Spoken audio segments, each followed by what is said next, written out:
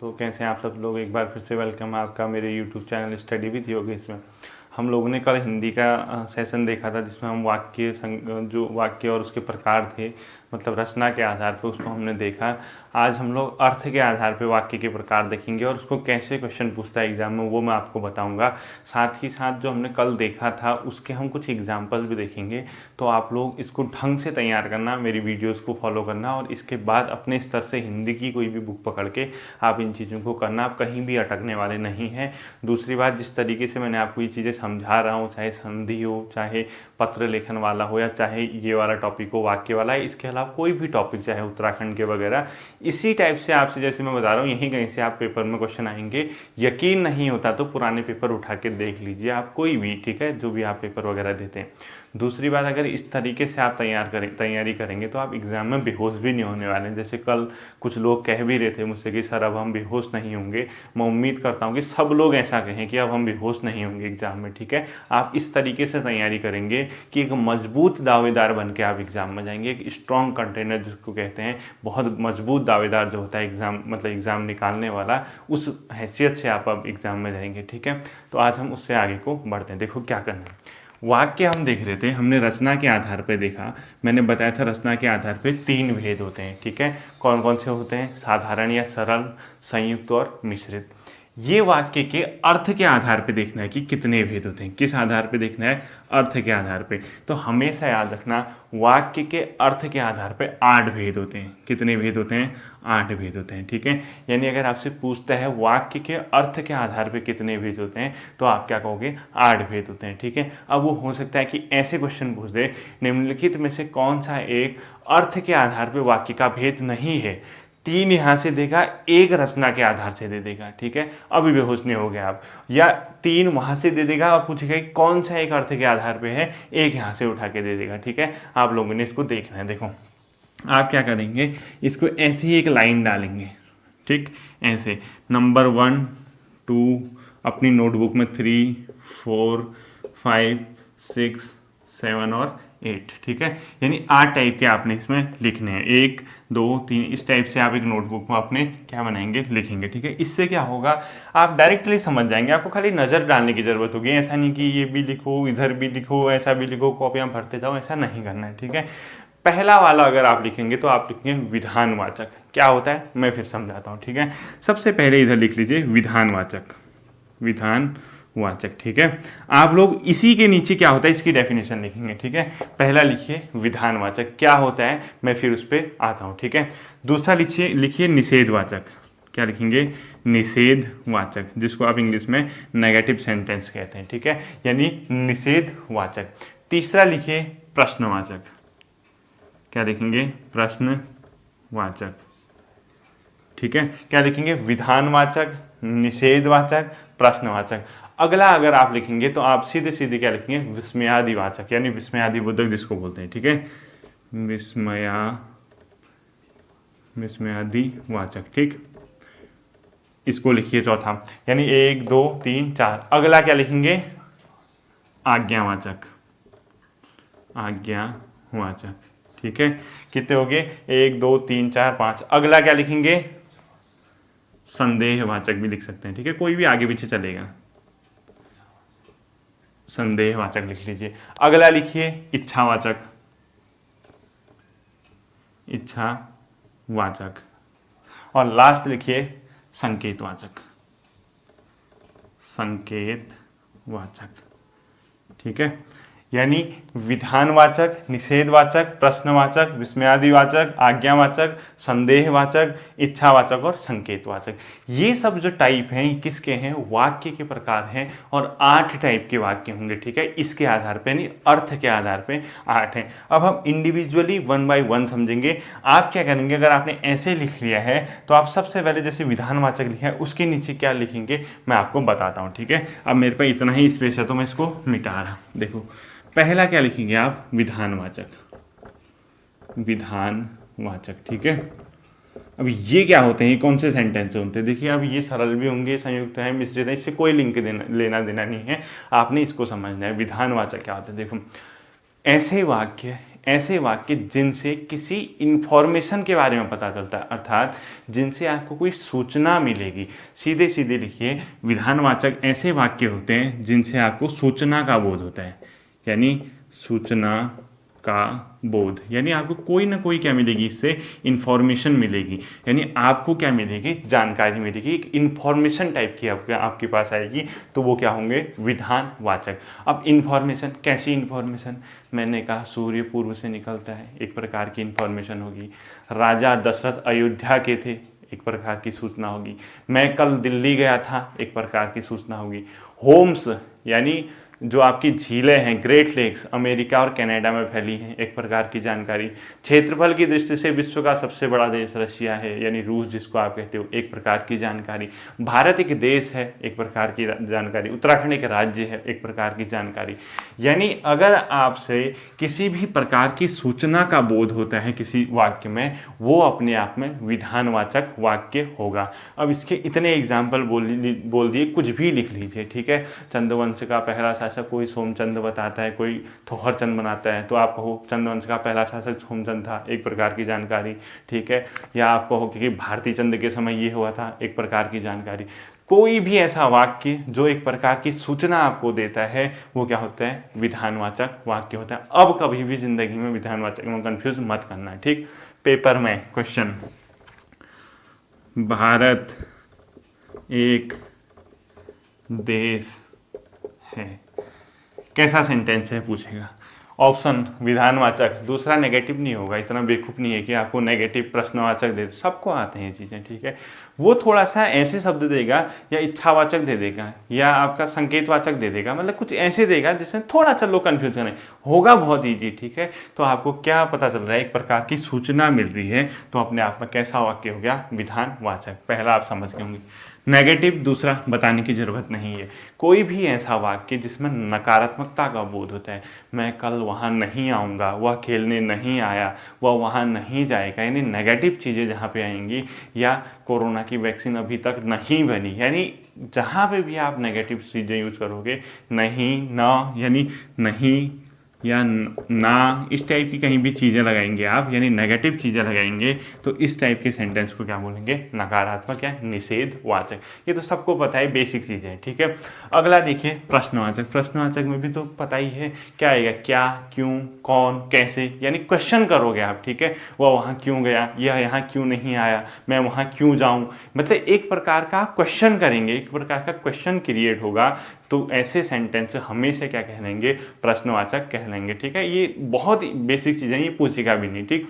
अगला जो आता है वो आता है विस्मयादिवाचक, ठीक है। देखो इसको थोड़ा समझना, विस्मयादिवाचक, ठीक है, या बोधक भी लिखा होता है। विस्मयादिवाचक क्या होता है, सिंपल से सिंपल, जहाँ कहीं भी किसी भी सेंटेंस में आपको आश्चर्य होता है, आपको शोक की भावना आती है, आपको घृणा की भावना आती है, इस प्रकार के, या हर्ष, खुशी की भावना आती है, तो ऐसे सेंटेंस विस्मयादिवाचक, यानी क्या क्या, शोक, आश्चर्य,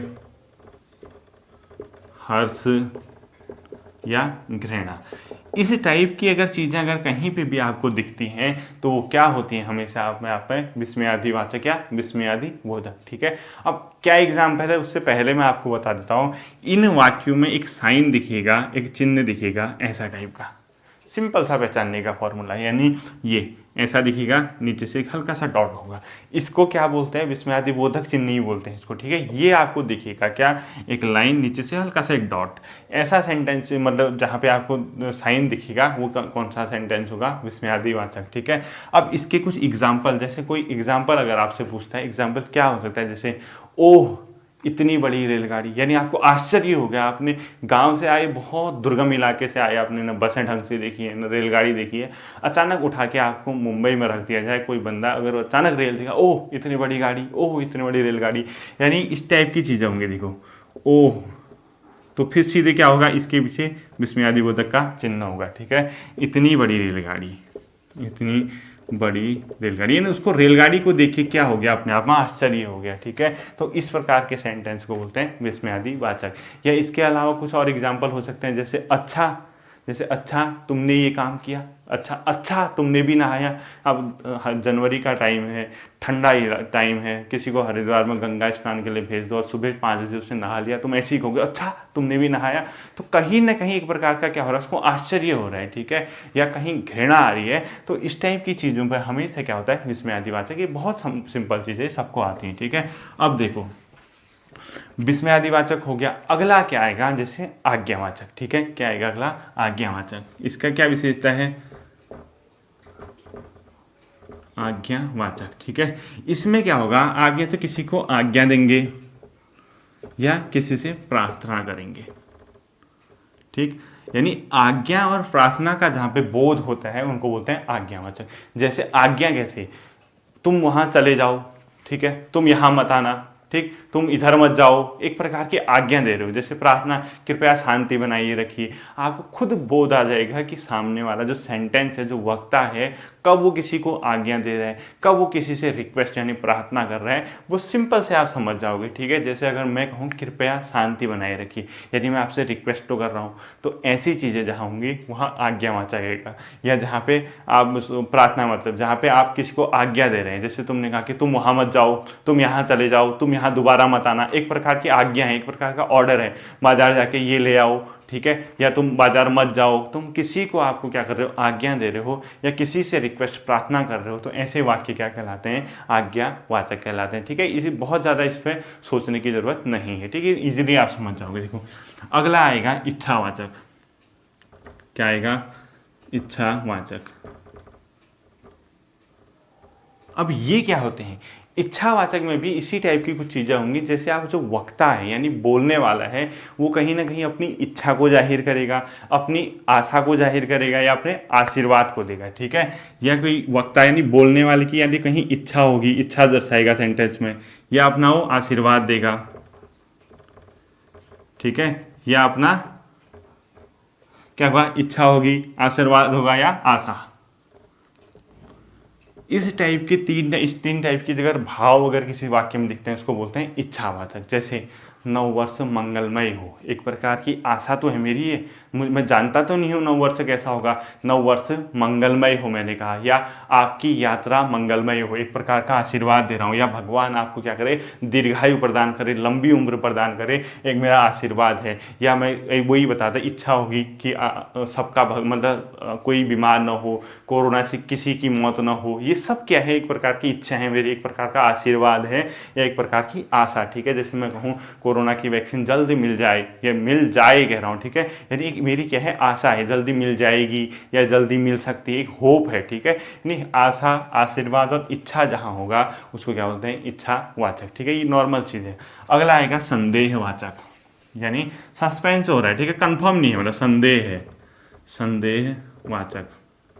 अब ये कैसे करोगे, ये भी बहुत सिंपल है। संदेहवाचक में कोई मतलब बहुत डिफिकल्टीज नहीं आएगी, आपको एक प्रकार का संदेह होगा। जैसे मैं कहूँ कोई भी चीज़ संभवतः लगा दिया कहीं, या कहीं शायद लगा दिया, तो सेंटेंस देख के आप लगा दोगे क्या होगा, मतलब आपका संदेह हो रहा है। जैसे कोई चीज़ मैंने बोल रहा हूँ, संभवतः कल बारिश हो सकती है, ये संभवतः कल बारिश हो सकती है, शायद आज बारिश हो जाए, यानी कंफर्म नहीं है, एक प्रकार का संदेह है। तो एक प्रकार का जहाँ भी संदेह होता है उसको संदेहवाचक बोलते हैं, ठीक है। जैसे संभवतः कल मैं वहाँ चला जाऊँ, संभवतः वो यहाँ ना आए, मतलब आ भी सकता है लेकिन न भी आए, यानी 50-50 चांसेस जहाँ पे हैं, यानी एक प्रकार की आप क्या कर रहे हैं, संदेह जता रहे हैं, आप कंफर्म नहीं है किसी चीज़ को लेके, तो वहाँ पे कौन सा वाक्य होगा, संदेहवाचक वाक्य होगा, ठीक है। नाम से ही लग रहा है कि संदेह है, ठीक। इसकी जब आप सेंटेंस पढ़ोगे आपको खुद ही आइडिया आ जाएगा, ठीक है। और लास्ट जो आपका आता है संदेहवाचक के बाद, वो आता है क्या, संकेतवाचक।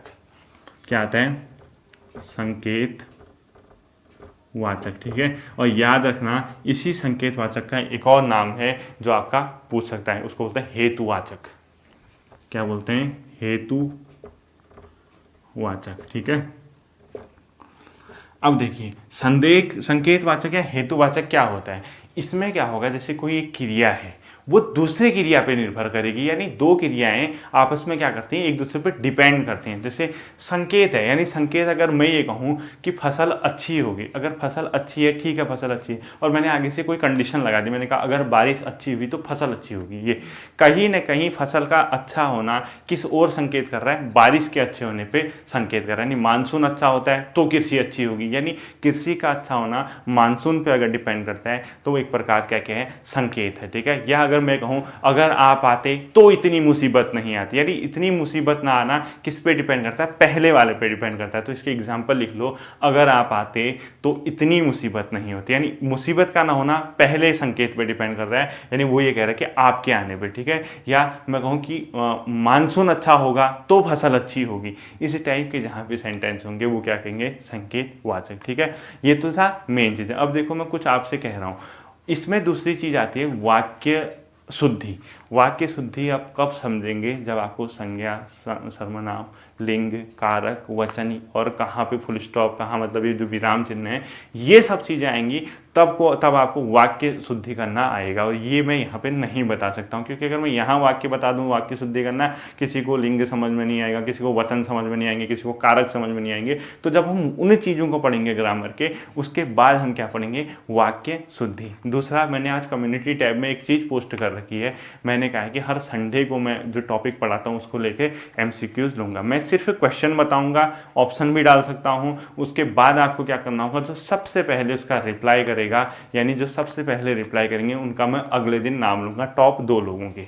किसके, टॉप 2 लोग, यानी पहला रिप्लाई जिसका आया और दूसरा जिसका रिप्लाई आया उस क्वेश्चन के बाद, उनका मैं अगले दिन की वीडियो में पहला नाम उन्हीं का लूँगा। और उस सीरीज का जो आंसर होगा वो अगली वाली क्विज में पहले उनके आंसर बताए जाएंगे, और वो रैंडम क्वेश्चन होंगे। रैंडम का मतलब मैं एक हिंदी भी उठा सकता हूँ, उत्तराखंड भी उठा सकता हूँ, जितना मैंने GS पढ़ा रखा है वो भी उठा सकता हूँ, यानी कहीं से भी हो सकता है, बस होगा मेरे पढ़ाई से। ठीक है, ऐसा नहीं कि मैं कुरिंद कहूँ तो कुरिंद ही पढ़ने में लगे रहो और कुरिंद रट्टा मारो और मैंने कुछ और पूछ दिया, तो क्वेश्चन रैंडम होंगे। आप पे डिपेंड करता है, क्योंकि पेपर में क्या है, क्वेश्चन कुरिंदी तो नहीं आएंगे, रैंडम आएंगे। एक कुरिंद दिखेगा तो एक ज्योग्राफी का दिखेगा, एक हिंदी का दिखेगा, क्वेश्चन उसी तरीके से होंगे। ठीक है, अब देखो मैंने आपको क्या बताया था, कल मैं उसके एग्जाम्पल दूंगा। ठीक है, वो मैं आपको समझाता हूँ। देखो देखिए, कल के जो बताए थे उसके एग्जाम्पल देखते हैं। ठीक, पहला क्या आता है, सरल वाक्य आता है। सरल वाक्य की डेफिनेशन क्या थी, एक क्रिया, एक मतलब आपका एक उद्देश्य, एक विधेय, यानी एक क्रिया होगा, एक क्या होगा, कर्ता होगा, इसके अलावा कुछ नहीं होता है। ठीक है, सरल वाक्य में आपको एक और चीज़ है, उसमें याद रखना हमेशा एक ही सामायिक क्रिया होगी। सामायिक क्रिया का मतलब ये होता है जहाँ पे वाक्य खत्म हो जाता है, यानी सेंटेंस खत्म हो जाएगा जिस क्रिया पे, उसके आगे सेंटेंस बढ़ेगा ही नहीं।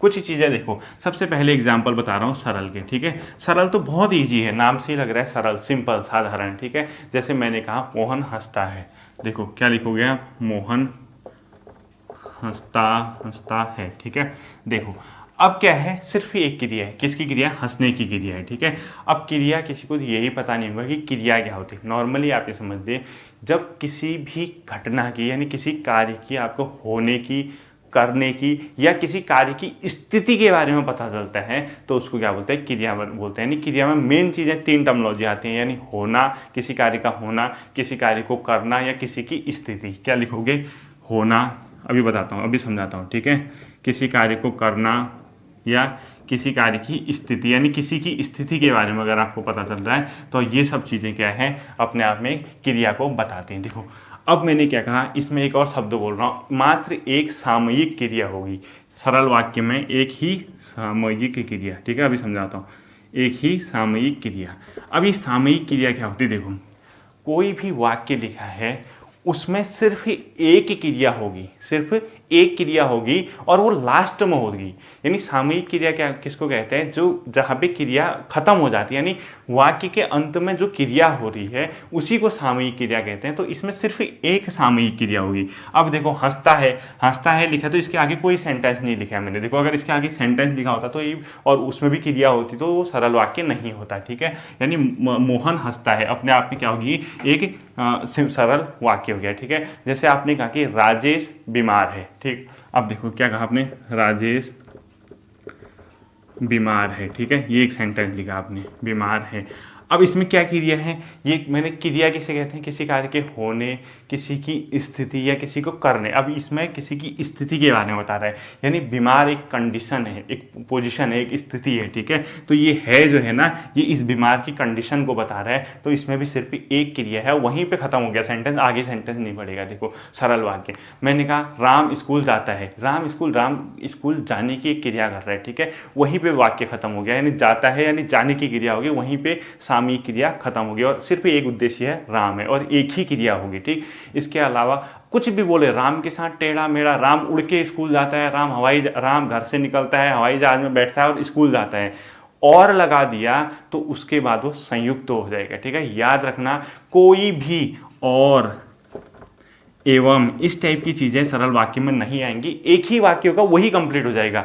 यानी ये जो वाक्य को तोड़ने वाली चीज़ें वो नहीं दिखेंगे आपको, किंतु, इसलिए, अथवा, और, एवं, इधर, जो, जिधर की, कुछ नहीं दिखेगा आपको, मात्र एक दिखेगा, वहीं पे क्रिया खत्म हो जाएगी, तो उसको सरल वाक्य बोलते हैं। मैंने कल बताया था, ठीक है। एग्जाम्पल जैसे बस चलती है, अरे चलती है तो ठीक है, बस माने एक उद्देश्य होगा, चलना उसकी क्रिया होगी।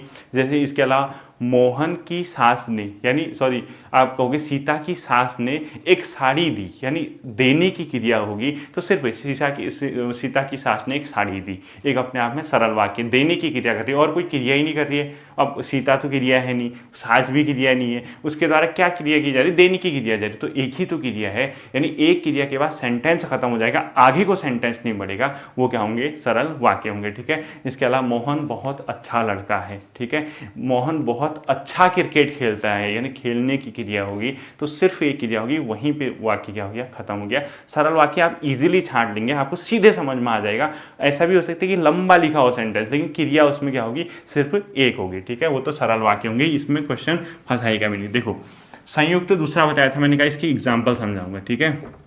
संयुक्त, आप सीधे सीधे संयुक्त की ब्रैकेट में कुछ चीज़ें लिखेंगे और उसी के आधार पे आपको क्या करना है, इसको छांटना है, ठीक है। और कोई ज़्यादा कॉम्प्लिकेशन नहीं आता, जैसे लिखो, एक तो लिखो और, बाकी तो मैंने कल बताए थे जो आपके पेपर में आ सकते हैं, यहीं पे से आएगा। लिखिए और, परंतु, एवं, तथा, किंतु। क्या क्या लिखोगे, और, परंतु, एवं, तथा, किंतु,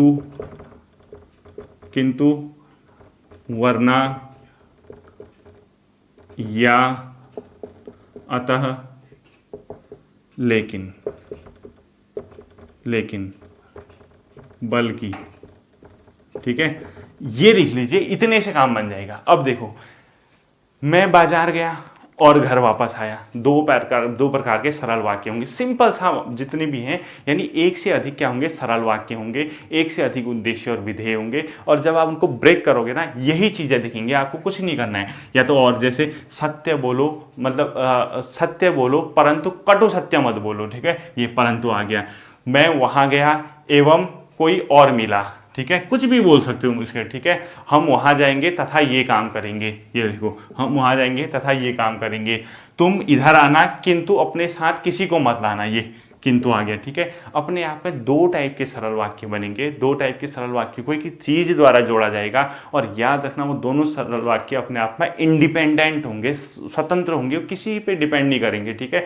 आप पहले वाले को बोलो, दूसरे वाले को बोलो, दोनों जुड़े रहेंगे। जैसे हम दिल्ली गए थे और वहाँ 5 दिन रहे, क्या आया, और। देखो हम दिल्ली गए थे, अपने आप में एक सेंटेंस हो गया, वहाँ 5 दिन रहे, दूसरा सेंटेंस हो गया, जुड़ गया, यानी एक प्रकार का जुड़ाव है दोनों में, ठीक है। आपको ये याद रखना है, ठीक है। इतने चीज़ें रखो, इसके अलावा सरल, ये मतलब संयुक्त वाक्य में आप कहीं भी जो है अटकने वाले नहीं है। और इनको बोलते हैं संयोजक, क्या बोलते हैं, संयोजक। जैसे राम बाजार गया और फल लेके आया, सच बोलो परंतु कटु सत्य मत बोलो, हम सब दिल्ली गए थे और 5 दिन रहे। हजारों एग्जाम्पल मिल जाएंगे, आप इसमें घबराना मत, ठीक है। इस प्रकार से इसको करते हैं। जब आप ये समझ जाएंगे कि दो सरल वाक्य जुड़ते हैं और इनके द्वारा इनको पकड़ना है आपने, ठीक है। क्या क्या, और, परंतु, एवं, तथा, अतः, या, वरना, किंतु, लेकिन, बल्कि, ये लगाओ का बीच बीच में कहीं पे, ठीक है। ये ना फ्रंट में होगा ना कहीं लास्ट में होगा, ये कहीं ना कहीं बीच में होगा। और क्या होगा, बीच में लगने के बाद इस सेंटेंस को जोड़ने का काम करेगा, यानी कहीं ना कहीं ये योजक है, यानी दो सेंटेंस के बीच क्या करेगा, एक पुल का काम करेगा जो उन दोनों को जोड़ेगा। और वाक्य पहले भी कंप्लीट था जब जुड़े नहीं थे, अभी भी कंप्लीट है। मिश्रित और इसमें यही डिफरेंस है। मिश्रित में क्या होता है, बिना योजक के जुड़े वाक्य कंप्लीट नहीं लगता, एक ही कंप्लीट लगेगा जो प्रधान होगा, दूसरा वाला अनकंप्लीट लगता है। तो उसमें जब हम ये चीज़ें जोड़ते हैं, ये नहीं जुड़ेंगे, वहाँ आपने क्या पकड़ना है वो बताता हूँ, ठीक है। तो संयुक्त वाक्य आप देखना, आपको खुद मिल जाएंगे, आप कहीं नहीं अटकोगे। तीसरा देखो मिश्रित है, ठीक है। क्या आता है, मिश्रित। मिश्रित, ठीक है। अब मिश्रित में भी आप क्या करोगे, ब्रैकेट में कुछ चीज़ें लिखोगे। ब्रैकेट में आपको जो चीज़ें मैं लिखाऊंगा उसको देखो, क्या क्या लिखोगे, देखो क्योंकि, ठीक है, ऐसे ही लिखा है, इस तरह से काम बन जाएगा आपका। इसलिए, यदि, तो, यद्यपि, कि, तथापि, ताकि, जिससे, मानो, ठीक है। इतने से आपका काम बन गया। जो, सो, तो ये भी आएंगे, ठीक है। इतने से आपका काम बन जाएगा। अब ध्यान रखना मैं क्या बता रहा हूँ, देखो कुछ नहीं होगा इसमें। जैसे मैंने कहा सरल वाक्य में एक ही सामयिक क्रिया आएगी। संयुक्त में चीज़ें जुड़ रही थी, यानी दो सरल वाक्य आएंगे, उसमें सामयिक क्रिया दोनों। उसमें देखो संयुक्त वाक्य में क्या करना है आपको, दोनों के दोनों सरल वाक्य होंगे, आपको पता चल जाएगा। और सरल वाक्य को याद करना कि सरल वाक्य क्या होते हैं, ठीक है। उसमें एक एक प्रधान होगा, एक विधेय होगा, और सरल वाक्य में क्या चीज़ें होती है, एक ही क्रिया होती है। तो संयुक्त में जब बनाओगे उन दो सरल वाक्यों को जोड़ देना, यानी दो सरल वाक्य होंगे, आपको स्पष्ट पता चल जाएगा। इसमें दो सरल वाक्य नहीं होंगे, एक ही प्रधान उपवाक्य होगा, और दूसरा जो होगा उस पर डिपेंड होगा, यानी आश्रित होगा। और जो आश्रित होगा ना, वो इनसे शुरू होगा, इन वर्ड में। अगर आपको ये कहीं पे किसी भी सेंटेंस में ये चीज़ें दिख गई, आप ये मान के चलो वो मिश्रित वाक्य। आपको सिर्फ ये चीज़ें याद रखनी है, ये चीज़ें दिखते ही मार देना वो मिश्रित वाक्य, ठीक है। इसके एग्जाम्पल क्या है वो बताता हूँ, देखो।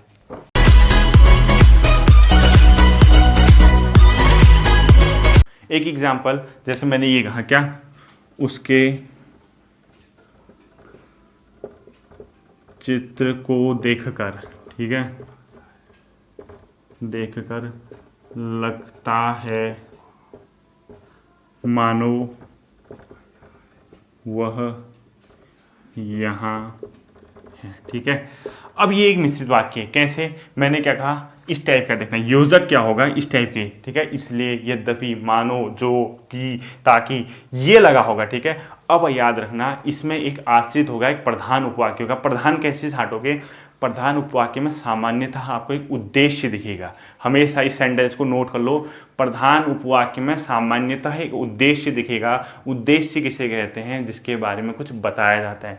देखो, उसके चित्र, यानी किसी के चित्र के बारे में बताया जा रहा है, तो इसमें क्या है, उद्देश्य। तो कहीं ना कहीं ये क्या है, प्रधान उपवाक्य है, ठीक है। यहाँ तक लगता है वाले तक, ये क्या हो गया, प्रधान उपवाक्य है। मैंने क्या कहा, प्रधान उपवाक्य होगा और एक से अधिक सामयिक क्रिया होंगी। ये सामयिक क्रिया, जैसे कोई सेंटेंस है, खत्म होता है एक क्रिया, यानी इसको लगने का क्रिया है, ठीक है, लगता है एक क्रिया, और यहाँ है, ये अपने आप में क्रिया होती है, वो बताऊंगा कैसे होती है, ठीक है। एक से अधिक सामयिक क्रियाएं होती है, ठीक। अब देखो, एक प्रधान उपवाक्य ये आश्रित है। ये आश्रित कैसे हो गया, क्योंकि ये मानो से शुरू हो रहा है, मानो, इसलिए, यद्यपि, ये, ठीक है। तो एक प्रधान उपवाक्य, एक आश्रित। और दूसरी बात, इनको पढ़ो अब, उसके चित्र को देखकर लगता है, अपने आप में एक सेंटेंस बना, ये तो प्रधान हो गया, कंप्लीट सेंटेंस रहेगा, ये नहीं लगेगा, वो यहाँ है, मानो वो यहाँ है। किसके बारे में कह रहे हैं, मानो वो यहाँ है, ये सोचो ना, ये कहीं ना कहीं किसी के बारे में बता रहा होगा। आपको क्या करना है, आश्रित उपवाक्य को सबसे पहले पढ़ना है, पीछे वाले को। इसके बाद आप खुद से क्वेश्चन करना कि किसके बारे में बात चल रही है, तो आपको आंसर मिल जाएगा। और ऐसा कहीं पे होता है तो कहीं ना कहीं आपको ये समझ आ जाएगा ये मिश्रित है, ठीक है।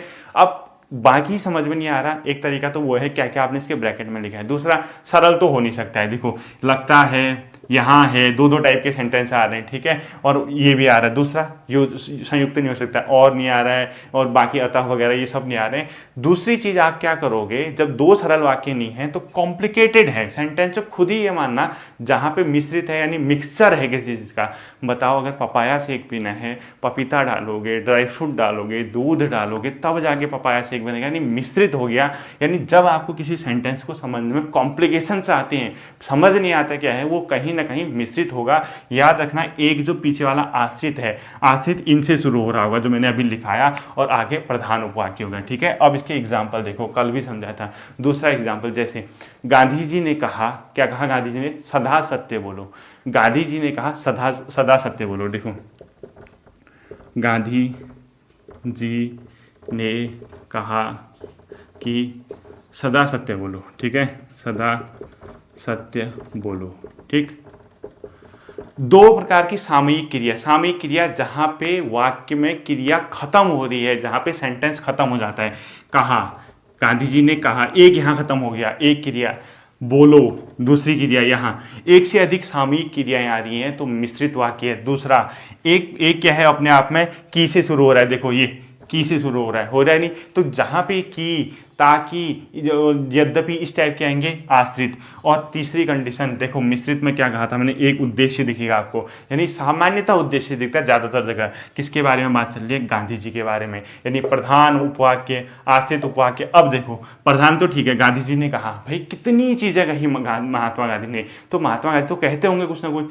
ये वाला सदा सत्य बोलो, देखो, कि सदा सत्य बोलो। क्वेश्चन पूछो अपने आप से कि किसकी बात चल रही है, कौन कह रहा है, क्या कह रहा है, आपको आंसर मिल जाएगा, गांधी जी कह रहे हैं। तो अपने आप में क्या हो गया? मिश्रित वाक्य हो गया। ठीक है, कॉम्प्लिकेशन हो गया। तो इसी प्रकार से, जैसे यहाँ मतलब यह फिल्म वही है, या यह वही फिल्म है, यह वही फिल्म है जिसको अवार्ड मिला। क्या आया? जिसको। जिसको शब्द आया तो मिश्रित है। ठीक है, किसकी बात चल रही है? यह वही फिल्म, यानी किसी न किसी फिल्म की बात कर रहे हो, तो यानी उसी फिल्म की बात कर रहे हो, किसी इंडिविजुअल की, किसी पर्टिकुलर चीज की बात कर रहे हो, तो उद्देश्य भी मिला। दो प्रकार के सामयिक क्रियाएं मिलेंगी जहां पे चीजें खत्म हो रहेंगी। पहला, यह वही फिल्म है, फिल्म है, यह वही फिल्म है, एक प्रकार की क्रिया यहाँ पे होगी, खत्म हो रहा है सेंटेंस। ठीक है, दूसरा, जिसको अवार्ड मिला। अवार्ड मिलना, मिलना भी एक प्रकार की अपने आप में क्रिया है। बीच में जिसको, यानी किसी आश्रित के द्वारा जोड़ा गया है, तो जिसको अवार्ड मिला। अवार्ड मिला, अवार्ड तो मिलते रहते हैं भाई, किसको मिला? इसका क्वेश्चन करो, आपको पहला चीज मिल जाएगी, यानी अवार्ड तो कितनों को मिला है, किसकी बात चल रही है। तो जब आप खुद से क्वेश्चन करोगे, किसकी बात चल रही है, कहाँ से मिला, कैसे मिला, क्या मिला, आपको आंसर मिला, अवार्ड मिला। किसको मिला? यह वही फिल्म है, यानी उस फिल्म की बात चल रही है, तो अपने आप में क्या है? मिश्रित मतलब वाक्य, यानी यह वही फिल्म है जिसको अवार्ड मिला। ठीक है, एक जैसे, मोहन मेहनत करता तो सफल होता। मोहन मेहनत करता, एक प्रकार का तो ठीक हो गया, तो सफल होता, यानी तो से शुरू हो रहा, तो आश्रित उपवाक्य है। यानी मोहन के मेहनत करने की, मतलब मोहन के सफल होने में, तो क्या उसकी कंडीशन हो रही है? पहले क्या कंडीशन निकल रही है कि उसका मेहनत करना जरूरी है, यानी उसका परिश्रम करना जरूरी है। मोहन परिश्रम करता तो सफल होता, यानी परिश्रम करने तक एक सामयिक क्रिया, सफल होना दूसरी सामयिक क्रिया, यानी एक से अधिक सामयिक क्रिया मिल गई, तो अपने आप में क्या होगा? मिश्रित मतलब मिश्रित वाक्य होगा। दूसरा, जो सफल होने की कंडीशन है, उसके लिए क्या कंडीशन लगा रखी है? सफल होने के लिए मोहन के मेहनत करने की कंडीशन लगा रखी है, तो अपने आप में क्या हो गया? एक प्रकार का मिश्रित। और बीच में क्या आ रहा? तो सफल होता, नहीं तो शब्द जोड़ दिया। ठीक है, कोई योजक नहीं है, कंडीशंस क्रिएट कर रहा है उसके लिए। ठीक, और जैसे एक लास्ट बताऊं, श्याम को गाड़ी नहीं मिली क्योंकि वह लेट उठा, यानी श्याम को गाड़ी नहीं मिली क्योंकि वह लेट उठा, यानी लेट उठ रहा है इसीलिए उसको गाड़ी नहीं मिलती है। बीच में क्योंकि जुड़ा, यानी आश्रित है। मुख्य वाक्य, श्याम को गाड़ी नहीं मिली, एक प्रकार की सामयिक क्रिया है, गाड़ी नहीं मिली, यानी सेंटेंस वहां पे खत्म हो रहा है। दूसरा, क्योंकि वह लेट उठा, उसके लेट उठने की एक प्रकार क्रिया है, सामयिक क्रिया, क्योंकि उठा पे सेंटेंस खत्म हो रहा है, यानी उस क्रिया पे जहाँ पे सेंटेंस खत्म हो रहा है उसको बोलते हैं सामयिक क्रिया। तो एक से अधिक सामयिक क्रिया है, बीच में किसी के द्वारा जुड़े हैं, तो इसको क्या बोलते हैं? अपने आप में एक प्रकार के मिश्रित। ठीक है, आज के लिए इतना ही। आप इसको जितना प्रैक्टिस करोगे उतना बेहतर होगा। फिर मिलते हैं अगले सेशन में। Thank you.